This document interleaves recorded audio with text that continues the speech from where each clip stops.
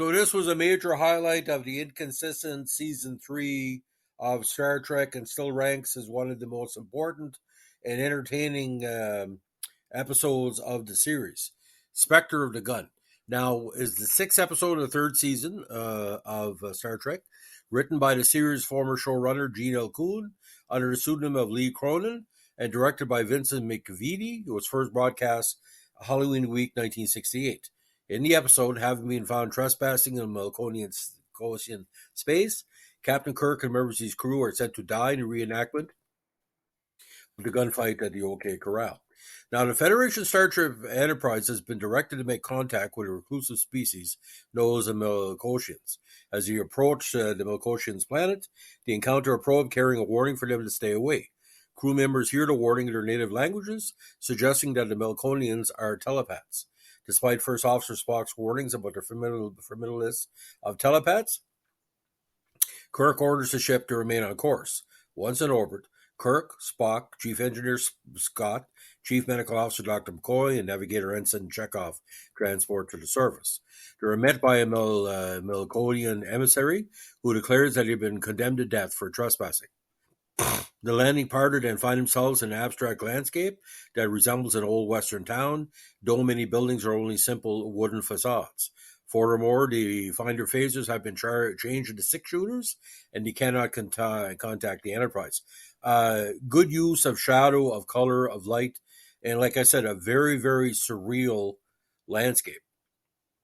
Exploring the town, they find a newspaper dated October 26, 1881, the date of the infamous gunfight at the OK Corral.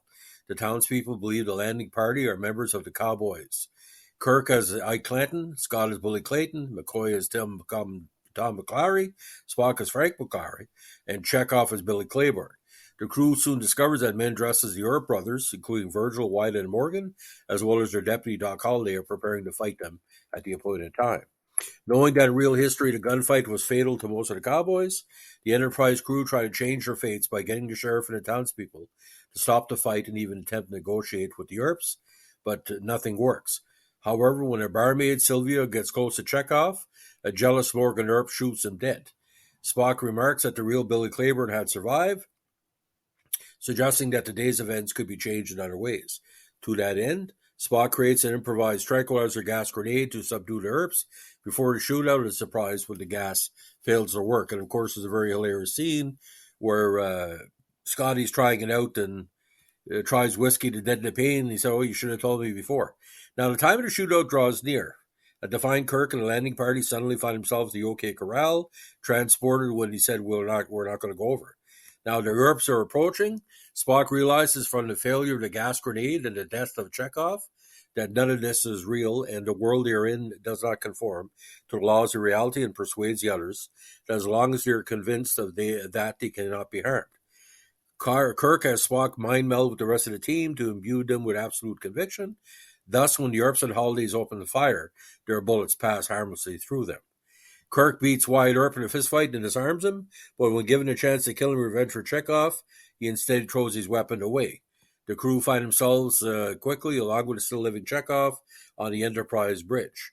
Chekhov having survived only because his mind was on Sylvia and not dwelling on the fact that he could be killed. The Melkonians make contact, inquire about Kirk's refusal to kill, and finally welcome the Enterprise to approach the planet. Very tidy last 15 minutes, but it's well put together. Now, in Star Trek 3, author James Bliss's novelization of this episode was called The Last Gunfight. Now, the show was the last episode to air on NBC at 10 p.m. on Fridays. Now, DeForest Kelley, ironically, had played Morgan Earp in the 1957 film Gunfight at the OK Corral. As money was not available for a full set, director Vincent McVitie was asked to use a stylized Western street of false building fronts and no sides, and was quite effective. Now, Zach Hanlon of the AV Club gave the episode a B+ rating, marking it down for loose writing, but praising its impressive final showdown and weird, arrhythmic vibe working for the show for once. In 2012, the AV Club ranked this episode as one of the top 10 must-see eps of the original series. In 2012, Christian Science Monitor ranked this the 9th best episode of the original Star Trek.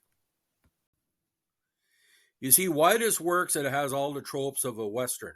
It has the aspect of a beautiful woman falling in love with a gang member, like a what do you call love that's up against it. You got two gangs going on. How the Earps were cold blooded, and the fact was maybe just maybe not everybody should put the Earps as heroes because they seem to be some of the characters would be not say cold blooded, but pretty close.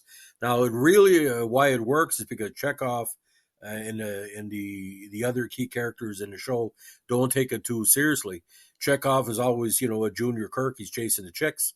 He'll fall in love at a drop of a hat, just like Kirk. But it really works for here, Chekhov. That's probably our actor's one of his best episodes of the series. The reason why is like his playful style really works here. Now, Walter Koenig was known, he said later on, it was one of his favorite episodes because how often you get killed and get a chance to come back. Now, Keith R.A. DiCandido of Tor.com initially criticized the episode for historical inaccuracies, then praises it on a philosophical level, knowing that Kirk and company never fight when provoked, do not kill for revenge, and ignore the initial warning in favor of carrying out their directives to seek out new life. Now, in 2016, The Hollywood Reporter ranked Spectre of the Gun as the 20th best episode of the original series and noted as a Western-style gunfight. In 2017, Den of Geek ranked this episode as the 10th best worst Star Trek episode of the original series, which makes no sense. There's no best worst. This is, to me, a top 15, top 10 episode. And it really works in late fall because with the wind and, Now, the episode was released on Laserdisc, paired with Day of the Dove in 87 in the States, and was also released on VHS in the UK, paired with Assignment Earth as well from Season 2.